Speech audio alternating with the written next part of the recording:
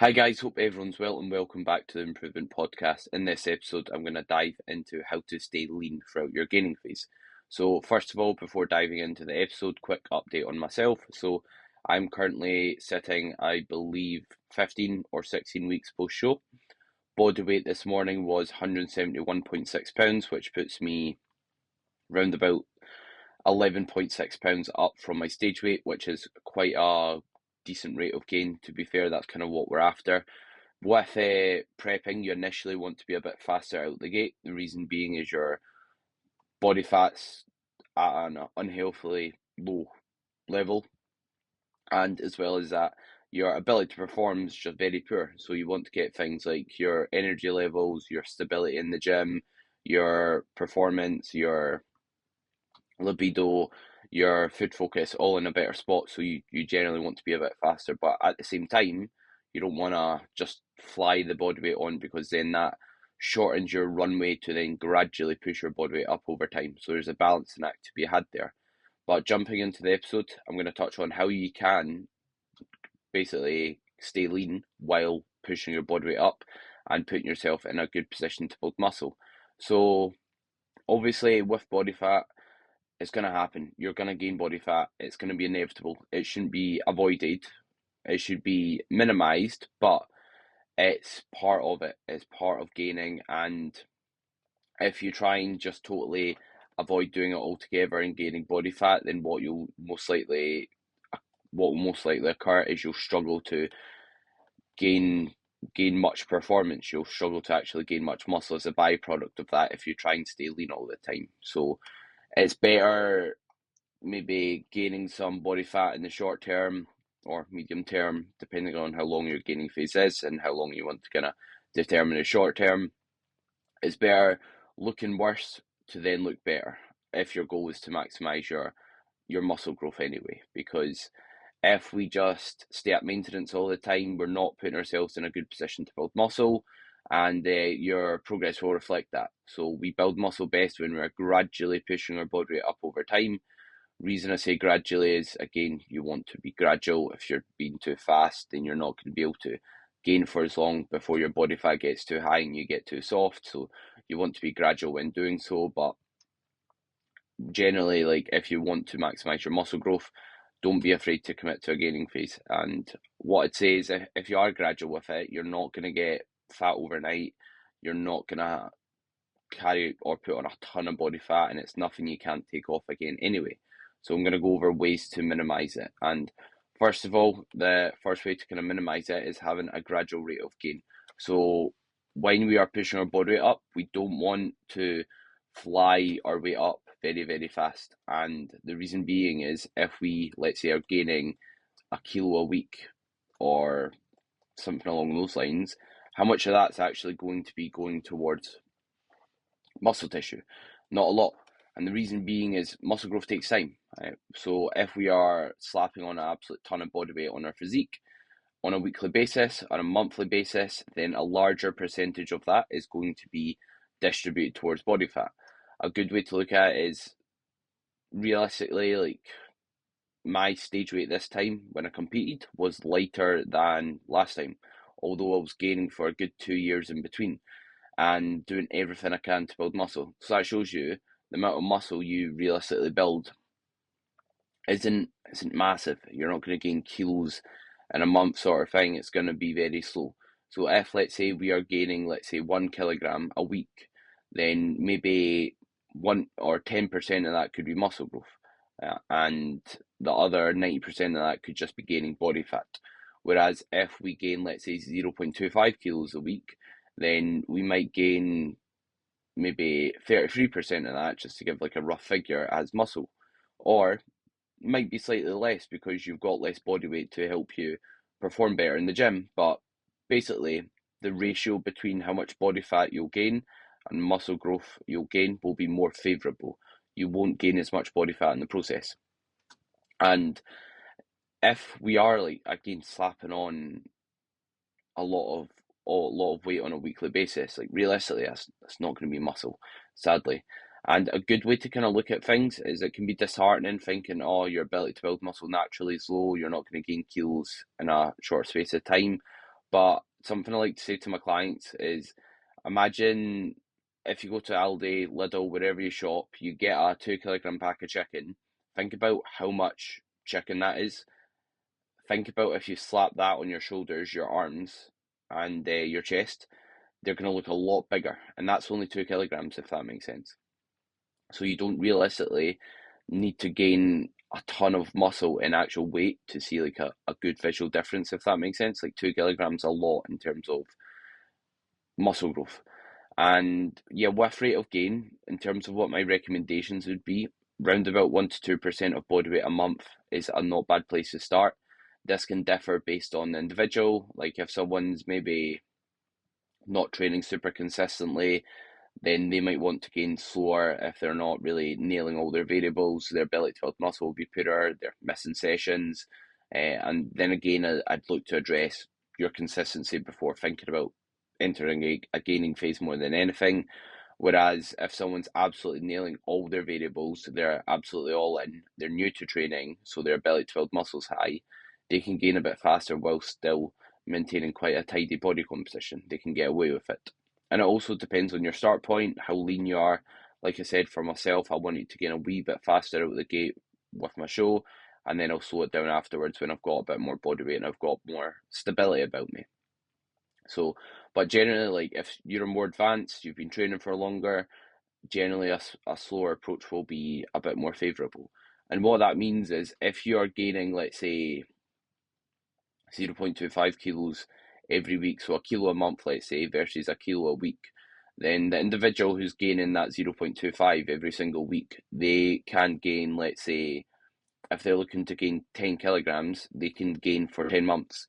Whereas the person who is gaining a kilo a week, then they realistically, to get to that same body weight, they've only got 10 weeks in a gaining phase if their top end limit is 10 kilograms they want to gain. And then from there, they either need to maintain or diet down again, which again are two positions where we're not in the best position to build muscle.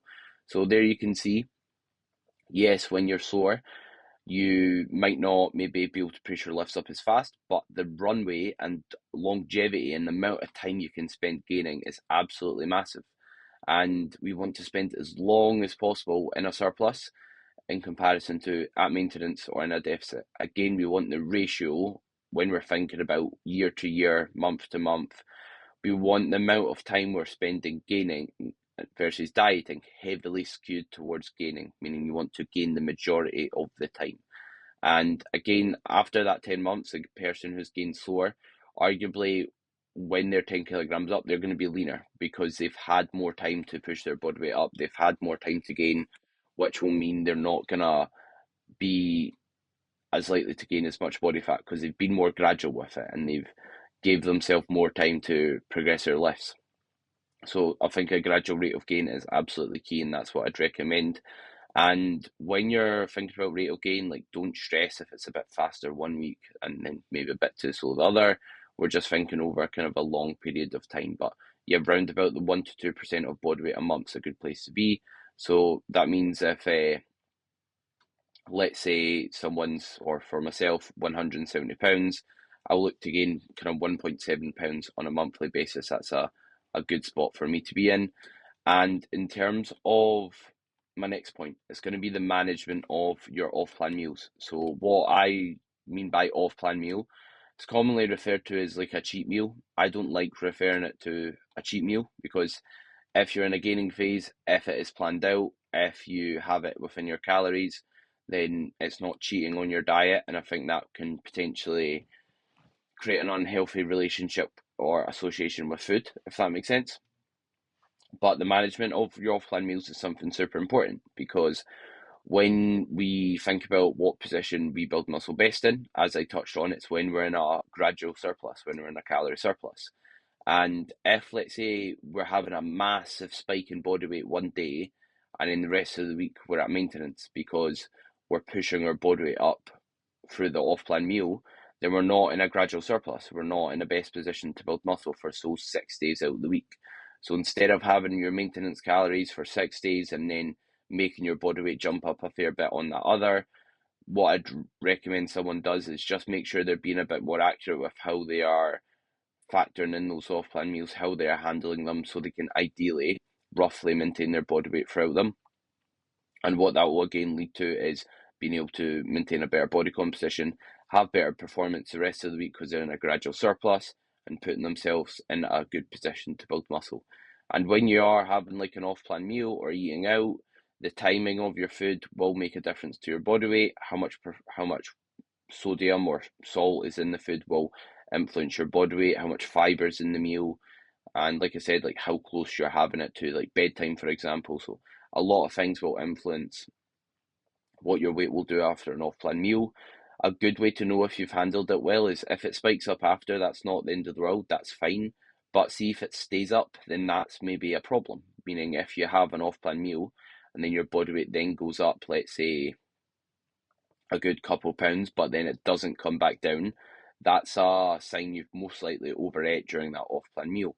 Whereas when you have an off-plan meal, let's say your body weight spikes up, but the next few days comes back down, and it's roughly what the same as it was before, or maybe it's up very, very slightly, then that's good management of that off-plan meal. So you can kind of use the scale to help arm your, to help kind of give you the awareness of how effectively you've handled that off-plan meal or that meal out or meal you've made at home that you're not maybe tracking.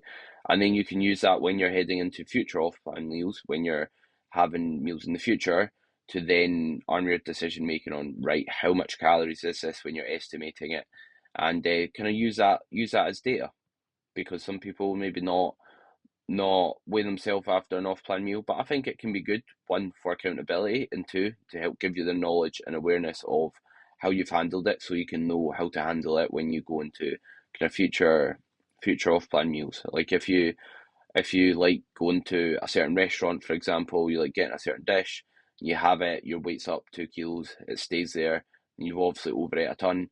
Whereas if it comes back down, then you know, right, I've handled that well. I saved this amount of calories before going into that off-plan meal, so you then know you've handled it effectively. And yeah, when you're having an off-plan meal, factor it into your calories. So what I'll do is, if I'm, let's say, going out for quite like a big meal or that, or relaxing a little, I'll not just not eat throughout the day. I'll still get protein sources in with each meal.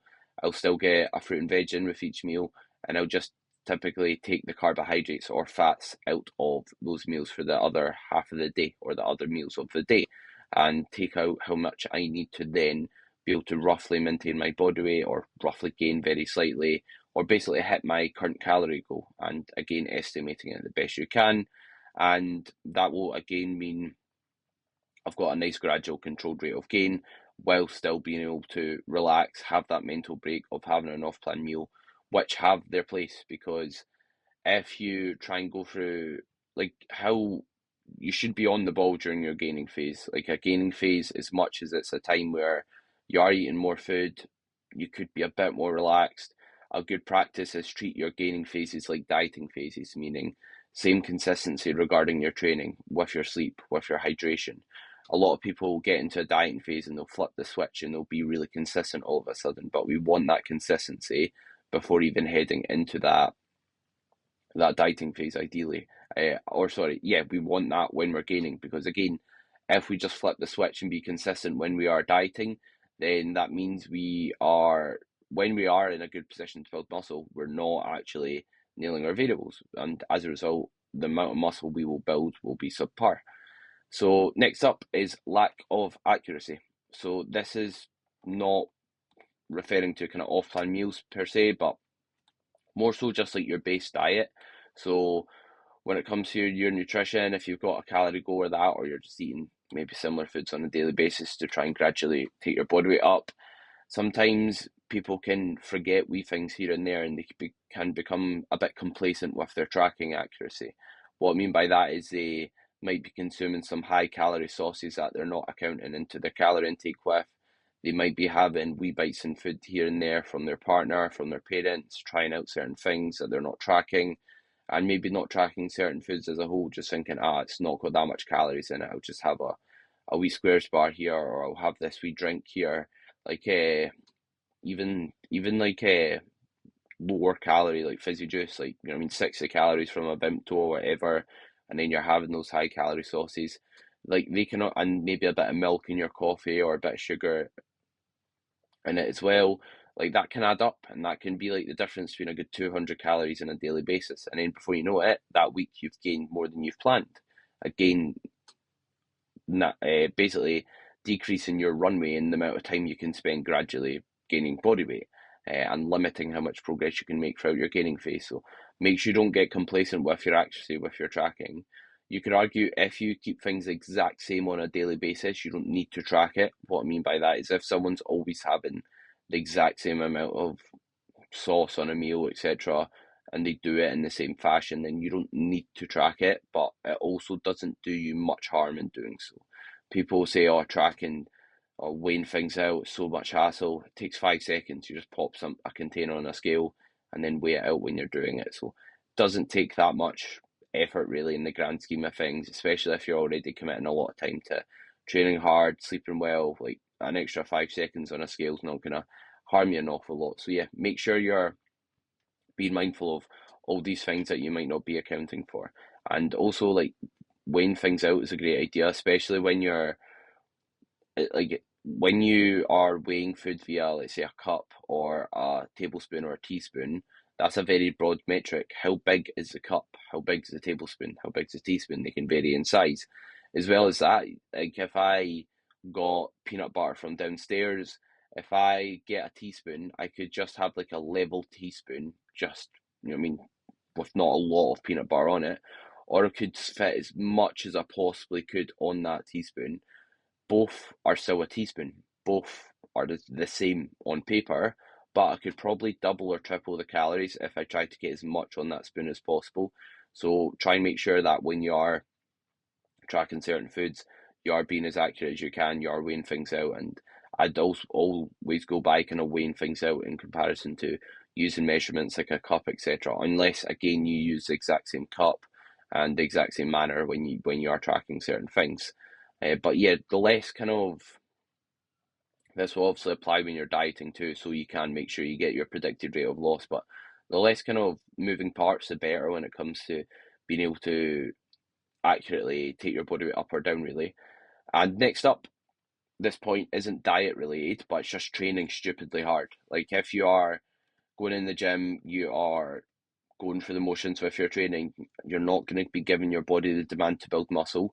Whereas if you are training like your life depends on it, really nailing your sleep, and every time you go in the gym, you're ensuring progression in your lifts, then you are giving your body that stimulus it needs to make muscle growth take place, for muscle growth to happen. So, if, if two individuals, maybe exact same start point, exact same body composition, are entering a gaining phase, one person is training extremely hard, the other person, they're being a bit more complacent because they're not dieting anymore, they're not taking their sets all the way to failure, or their desired proximity to failure, meaning 1 rep from failure, 2 reps for failure. If they're not being honest with that, then again they're going to be more likely to gain more of that body weight towards body fat. So give the demand for muscle growth to take place. Give the demand for muscle growth to happen on your frame. Kind of force muscle growth to take place by applying progressive overload, which is just basically increasing the amount of tension you're placing bone to bone through improving your form, more reps, more load, which you should always start with improving your form if that's something you can do. And then your progress will reflect that. Because again, it's like what builds muscle? Yes, like having a gradual surplus helps us build muscle, but if you've not got the demand in terms of in the gym, then we're not really going to be able to do so that effectively. And also, another point is don't be afraid to hold your body weight. So when we're thinking about a gaining phase, don't just think one week to week, because we're not in a gaining phase for a few weeks. We're in a gaining phase month to month over like a longer period of time. So when assessing, and as I touched on earlier, your body weight's not always going to go up perfectly. We're not robots. Sometimes you'll be more active, sometimes you'll be less active, regardless if your steps are the same. For example, if I am doing 6 personal training sessions in a day versus and moving 20 kilogram plates backwards and forwards for folk on the leg press. And if I am alternatively just sat at a desk, but I get up and then I go a walk and get my 10,000 steps in, those 2 days are going to be quite different in terms of expenditure, because although I'm still hitting the same steps, if I'm standing for 6 hours during PT, moving a lot of weights around, I'm still going to be burning a lot more calories. So bear that in mind, and also what that basically means is, like, don't stress if it's not a perfect rate of gain. You gain slightly more, gain slightly less one week. What I'll basically do is, like, when I'm assessing should I make changes for a client, I'm not just looking at that past week, because they could have gained, let's say, the last 3 weeks 3 kilos, and then that week there they might have lost 0.2 kilos. And then if I just looked at that week and thought, oh, their body weight's down, they need a food increase, then they've already gained much more than we are ideally want throughout that month. So instead, you can then hold your body weight for a few weeks. You can then just kind of marinate that current body comp. In other words, let things tidy up, roundabout maintenance. So don't be quick making changes. Take your time, assess what's happening, not just within the last week, but within the last few weeks, and then make changes over kind of a lot longer period of time. And that will again allow you to not get kind of too soft too quick.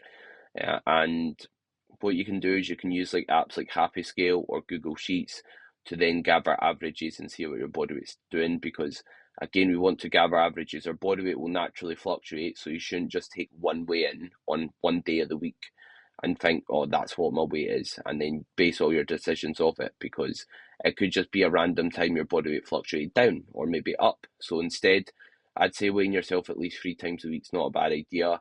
Doing it daily is not a bad idea either, unless you've got like a really unhealthy relationship with the scale. And the reason being is it allows you to gather averages.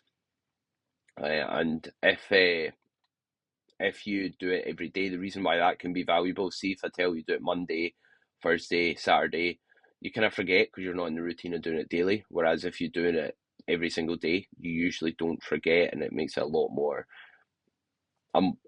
likely for you to make sure you've got that data at the end of the week so you can assess if you need changes made. So hope you've enjoyed the episode. Any questions or any topics you'd like me to cover or guests you'd like me to have on, then just give me a shout and I'll happily consider it. And if you did enjoy the podcast, then any support is massively appreciated as always, and hope everyone has a great rest of their day.